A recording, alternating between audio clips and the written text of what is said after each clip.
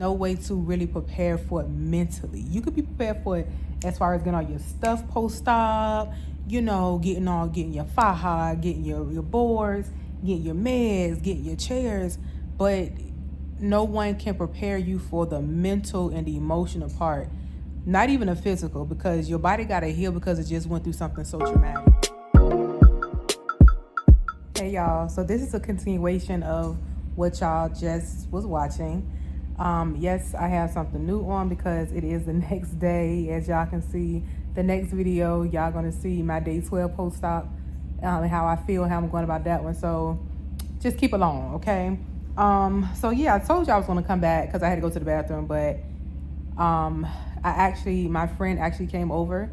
I put a grocery order in and she got every single order that I asked for. Shout out to Sharnetta, she's a real one. So once I went to the bathroom, got myself situated, got myself clean, and then I was just preparing for her to come over here, and then she came over, put my groceries up, we talked, chit-chatted, and then after that, got myself ready for bed. I went to sleep, y'all. So there's not a lot for me to say to close out the last part of this video. It's just that I want to say, because I already talked about how I felt today in another video, and I was just talking about my experience coming home on the flight. Shout out to Delta, to Southwest Airlines.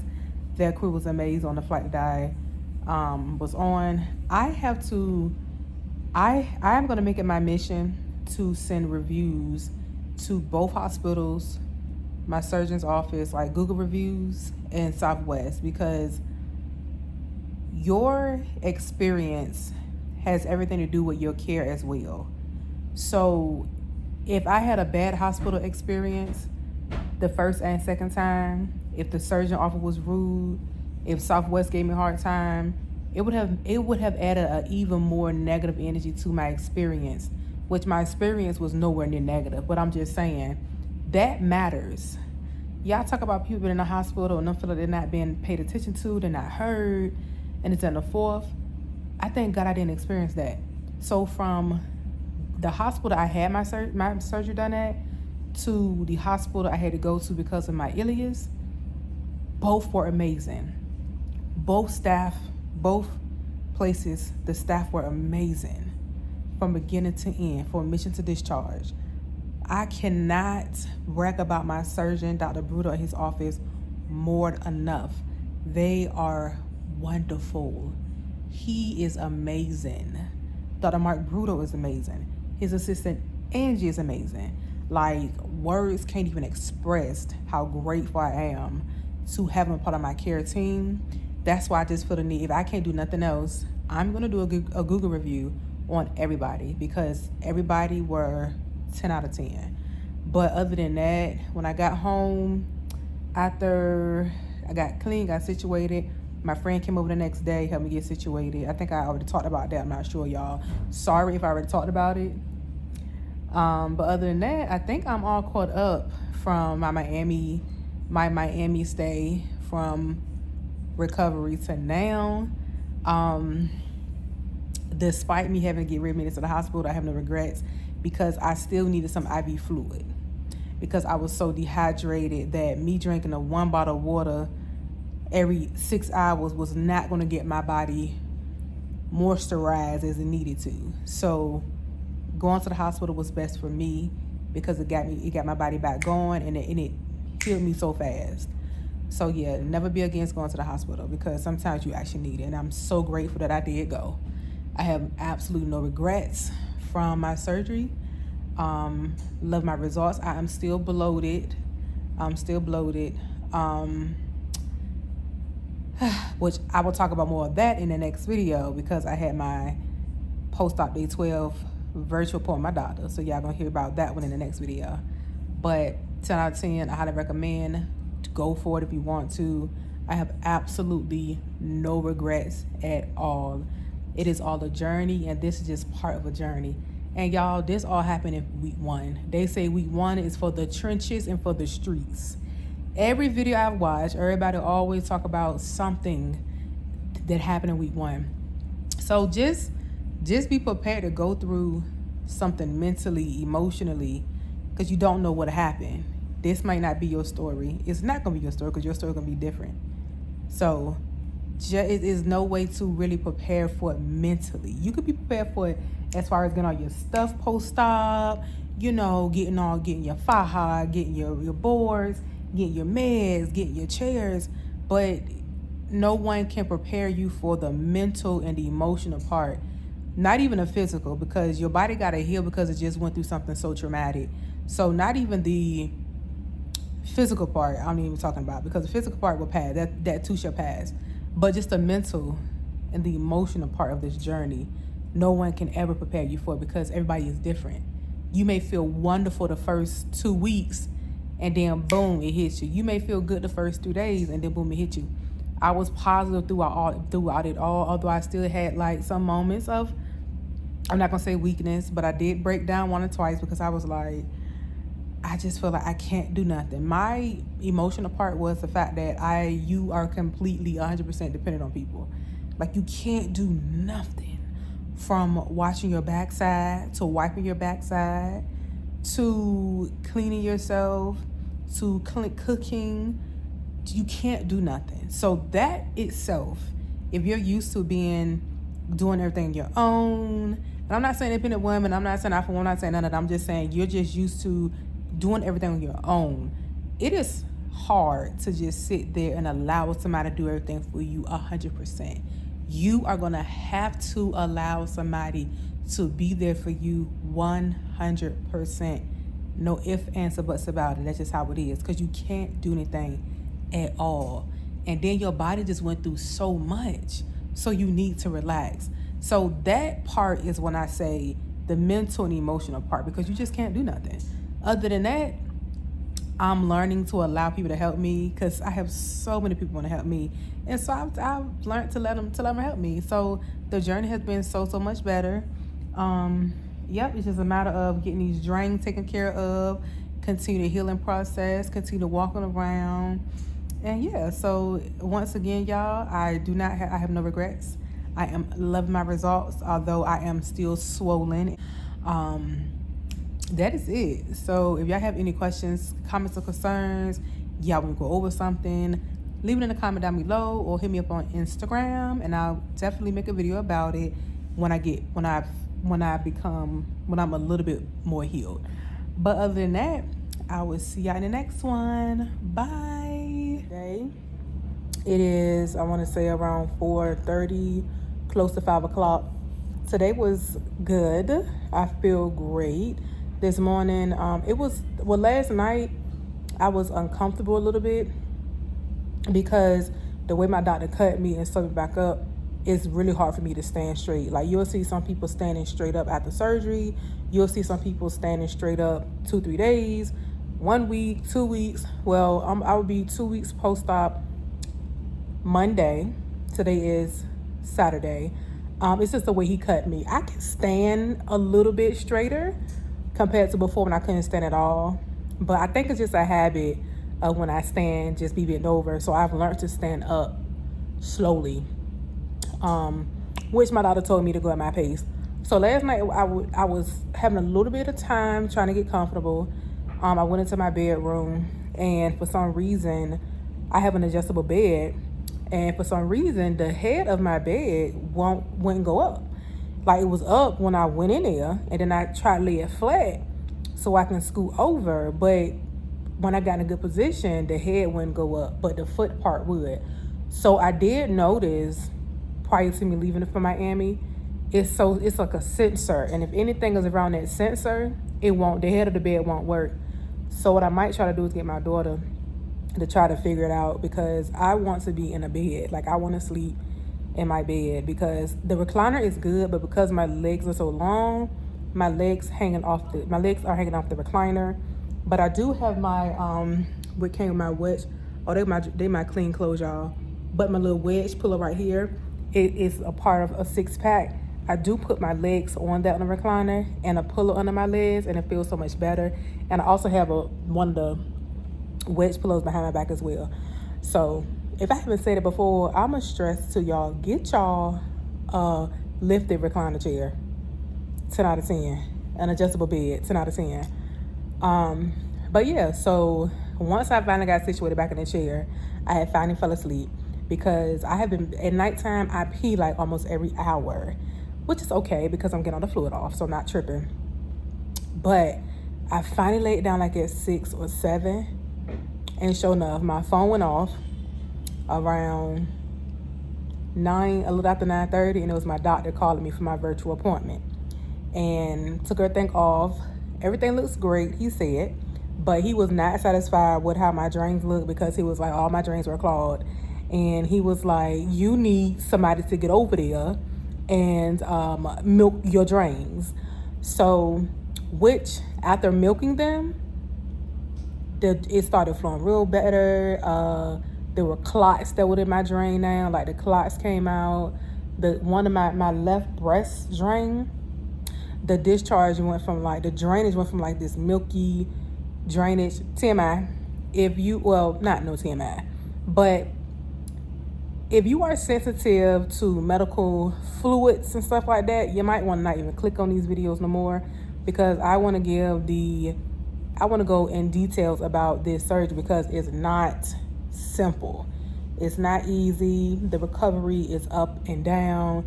It's a complete roller coaster. So I want to be very authentic, very open, and I want to make everybody aware so you can know kind of sort of what to expect. But just keep in mind, everybody's journey is completely different. But if you have a weak stomach or you don't want to hear what I'm saying, I'll talk to y'all later, okay? Still love you though. But for those who are still here and want me to continue, you got serosanguis. And serosanguis is that red color, that fresh blood. When it comes to like the seros color, it's pea. It look like pea, yellow. That's when it's okay. It's healing. It's in this healing stage. The drainage should be minimizing at that point. But my left abdomen drain is still put out a lot. And as we was milking it, we started to see purple. So I called my doctor and I was like, Doc, what's going on? And he was like, that's normal, that's just the ink. And I was like, okay. But once we milked it, it started pushing out again and it became red. So I think my breasts are kind of done leaking because I don't really have a lot of output in my breast. It's just my abdomen, which the left is putting out more than the right. But anyway, yeah, so once I got the phone with him, I immediately called my friend. She came over. She went right into action. Shout out to her. She milked all my drains twice, got me clean, put my Spanx back on, put my faja on, and then I put my abdominal binder on. And I was standing up straight, y'all, or straighter, like almost straight. I ain't gonna hold you. I was almost straight standing up. I was walking out my walker. Not that I was dependent on it, but it's like your back's starting to hurt. But when y'all get a faja, it definitely helps with your posture, because with my faja, my back pain is like a 2 or 3 out of 10 compared to when I don't have my faja on. My back is like a 10 out of 10. So get your faja and wear it because it does make a difference. So yeah, I walked around. I cooked some scrambled eggs, y'all. I made me an egg sandwich my daughter wanted some eggs because she wanted to make herself a bagel. So I made enough for her and myself. And I did like 3 whole eggs and like 5 egg whites. I had put 1 or 2 pieces of American cheese in it, the cheddar cheese. Great. Scrambled it up real good with some garlic pepper, because I don't do salt. Garlic pepper. Garlic powder, onion powder, pepper, a little teeny dab of a butter. Mixed it all up, put it on the stove, and I scrambled it. And I had it on 2 pieces of whole wheat bread. It was so good, y'all. It just felt good to eat, like, because before, y'all know I didn't have an appetite at all. And when I was eating, I was taking like bits and pieces, like could not eat at all. But now, last night I had rotisserie chicken with salad and I ate the whole thing. Today I had my eggs with the wheat bread. I had 2 pieces of wheat bread and I just ate an apple. I've been doing good with my fluid. I try to get 2 liters a day. Even if I miss a Crystal Light pack with it, I try to get my water in per day.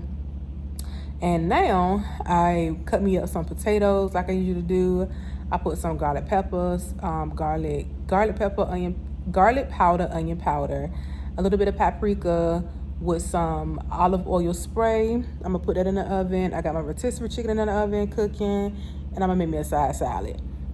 So yeah, I feel great, and I fell asleep for like 2.5 hours. I went to sleep, and the skin is looking great. So yeah, so today was a great day. I haven't taken no pain medicine. I have not taken no pain medicine since, I want to say, Tuesday. So Wednesday. I haven't taken pain medicine since Wednesday, the 9th.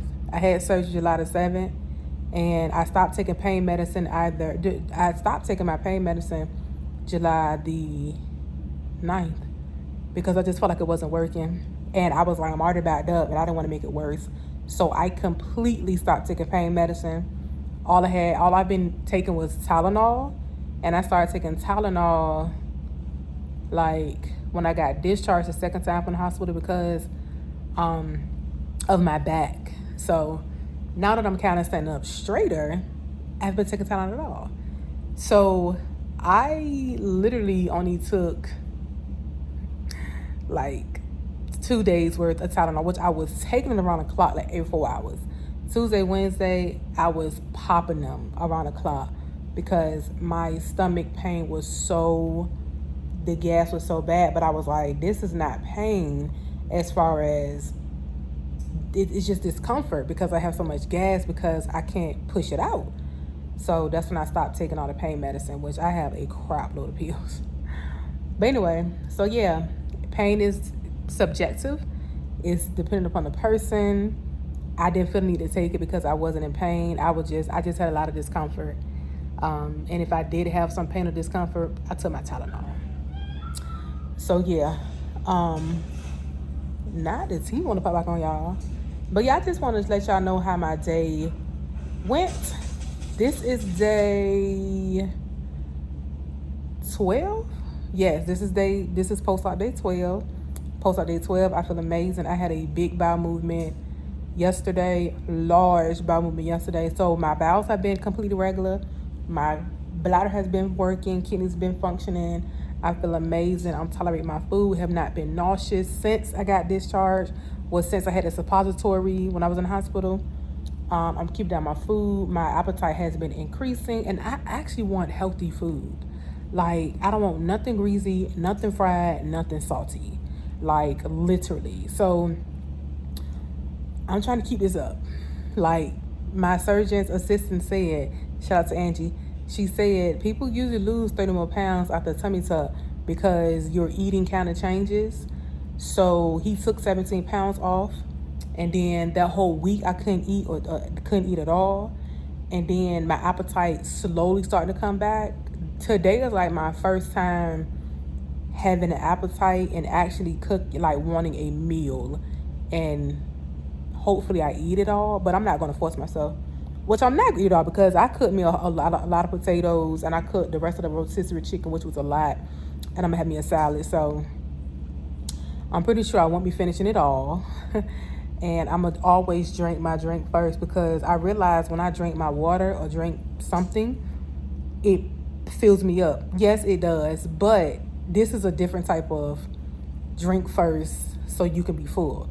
This is when I drink, I only eat like 2-3 pieces of food and that's it, which I need my nutrients. So I'm learning to eat first and then drink because I eat a lot of I'm eating a lot of protein. Like the rotisserie chicken is very good, very beneficial for healing. And considering the first week I couldn't eat nothing, it slowed my healing down. So now I just want to get back on the right track when it comes to healing.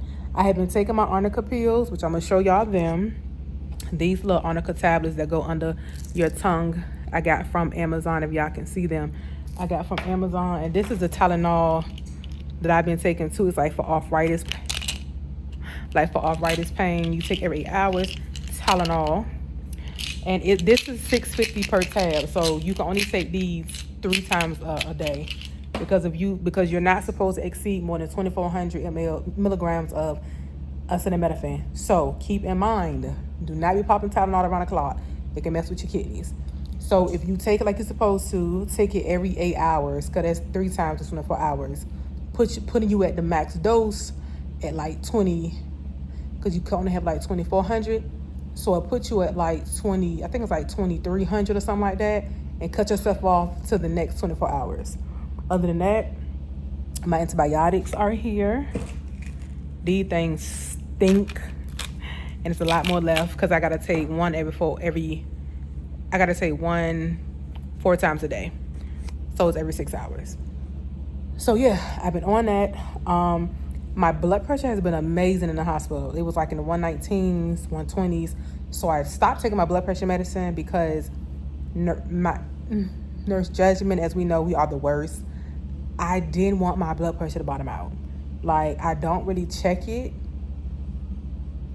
to be honest, while I take the blood pressure meds. But considering I wasn't eating or drinking, and considering how they were monitoring my blood pressure in the hospital, and it was in the 110s, the 120s, the 130s, over 50s, then I want to take my blood pressure med, and my blood pressure is bottoming out.